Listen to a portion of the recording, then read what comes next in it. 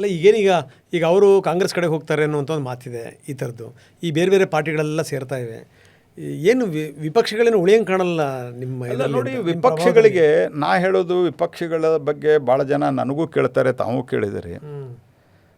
ಒಂದು political ಸಿಸ್ಟಮ್ದಲ್ಲಿ, democratic ಸಿಸ್ಟಮ್ದಲ್ಲಿ ವಿಪಕ್ಷಗಳು ಇರಬೇಕು.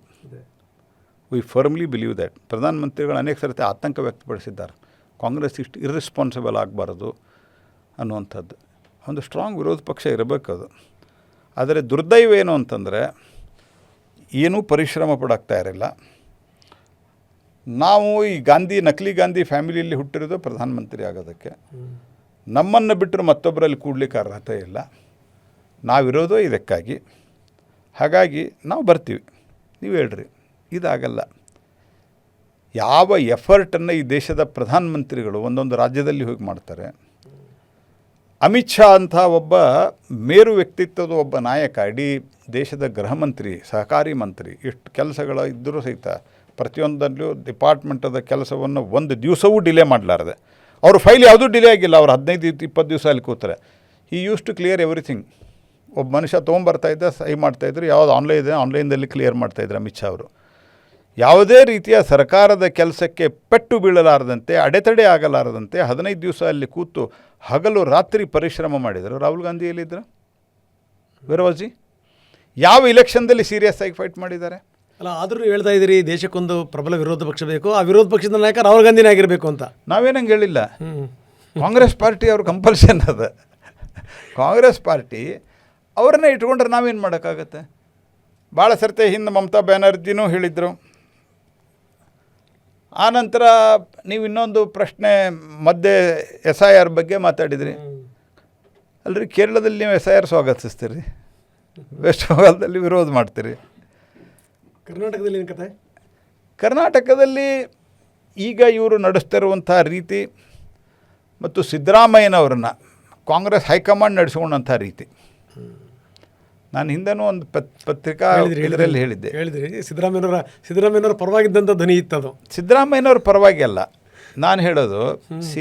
ಸಿದ್ದರಾಮಯ್ಯನವರ ಆಡಳಿತ, ಸಿದ್ದರಾಮಯ್ಯನವರ BJPಯ ಮತ್ತು ಹಿಂದುತ್ವದ ವಿರುದ್ಧವಾದಂಥ ನೀತಿ, ಸಿದ್ದರಾಮಯ್ಯನವರ ಕಾಲದಲ್ಲಿ ಕಾಂಗ್ರೆಸ್ನಲ್ಲಿ ಆದಂಥ ಭ್ರಷ್ಟಾಚಾರ, ಮೈಸೂರು ಮೂಡಾದಿಂದ ಹಿಡ್ಕೊಂಡು ನಮ್ಮದು ಬೋರ್ಡ್ನಲ್ಲಿ ಆಯ್ತಲ್ಲ, ವಾಲ್ಮೀಕಿ ಬೋರ್ಡು, ಈ ಥರದ್ದೆಲ್ಲ ಭ್ರಷ್ಟಾಚಾರಗಳು ಇದೆಲ್ಲ ಆಗಿದೆ. ನಾನು ಖಂಡಿತವಾಗಿಯೂ ಕಾಂಗ್ರೆಸ್ ಪಾರ್ಟಿದು, ಸಿದ್ದರಾಮಯ್ಯನವ್ರ ಗೌರ್ಮೆಂಟ್ ಇರ್ಬೋದು, ಈಗ DK Shivakumar, without having any confusion in the mind, I am the strong criticiser of them.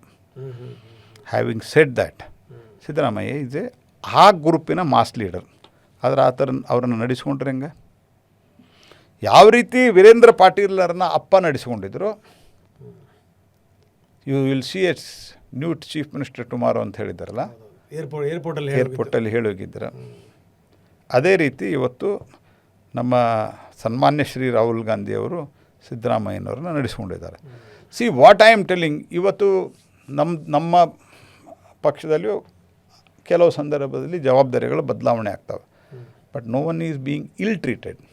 ಇಲ್ ಟ್ರೀಟ್ಮೆಂಟ್ ಇದೆಯಲ್ಲ ಕಾಂಗ್ರೆಸ್ ಪಾರ್ಟಿದ್ದು, ನಾನು ಹೇಳಬೇಕು, ಉಳಿದವ್ರು ಕೇಳಬೇಕು. ಇದು ನಮ್ಮ ಪಾರ್ಟಿಯಲ್ಲಿಲ್ಲ. ಮೋದಿ ಇಷ್ಟು ಮೇರೆತ್ತರಕ್ಕೆ ಬೆಳೆದರೂ ಸಹಿತ ನಾನು ಕ್ಯಾಬಿನೆಟ್ನಲ್ಲಿ ನೋಡಿದ್ದೇನೆ.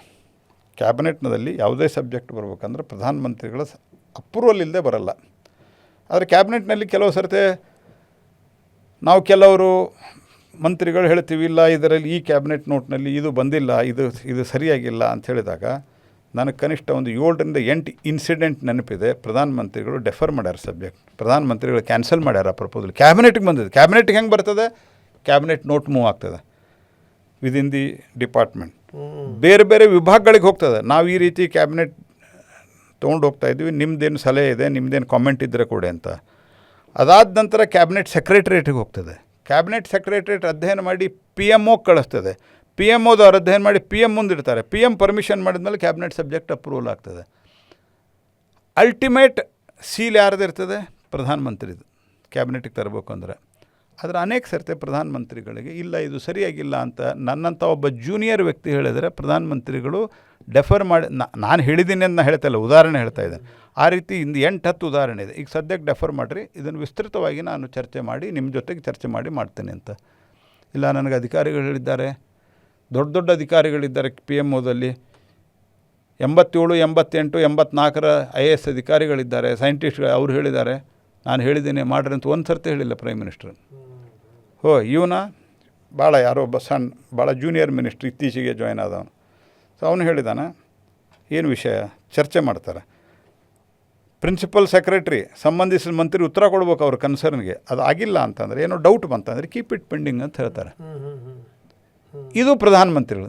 ರಾಹುಲ್ ಗಾಂಧಿದೇನು ನಾನು ಹೇಳ್ತೀನಿ, ರಾಜೀನಾಮೆ ಕೊಡು, ನಾನೇ ಸುಪ್ರೀಮು, ನಾನು ಹುಟ್ಟಿ ಬಂದಿರೋದೇ, ನಾವೆಲ್ಲರೂ ಹುಟ್ಟಿ ಬಂದಿರೋದೇ ಈ ಗಾಂಧಿ ಫ್ಯಾಮಿಲಿಯಲ್ಲಿ ದೇಶದ ಪ್ರಧಾನಮಂತ್ರಿ ಆಗೋದಕ್ಕೆ. ನಾವು ಮನೆಯಲ್ಲಿ ಕೂಡಲಿ ಜನ ನಮಗೆ ಓಟ್ ಹಾಕ್ಬೇಕು. ಇದರ ಹೊರತುಪಡಿಸಿ ದೇಶದ ಒಂದು ಇಷ್ಟು ವರ್ಷ ಆಡಳಿತ ಮಾಡಿದಂಥ ಒಂದು ಪಾರ್ಟಿ ಜವಾಬ್ದಾರಿಯಿಂದ ನಡ್ಕೊಳ್ಳೋದು, ವಿದೇಶದಲ್ಲಿ ಹೋಗಿ ಭಾರತವನ್ನು ಬೈಯೋದು, ಭಾರತದ ಸೈನ್ಯವನ್ನು ಅಪಮಾನ ಮಾಡೋದು, ಭಾರತದ ಸುಪ್ರೀಂ ಕೋರ್ಟನ್ನು ಅಪಮಾನ ಮಾಡೋದು, ಇದೇನಿದೆಯಲ್ಲ ಇದು ಕಾಂಗ್ರೆಸ್ ಪಾರ್ಟಿಗೆ ಎಂದೂ ಉದ್ಧಾರ ಆಗಲ್ಲ ಇದು.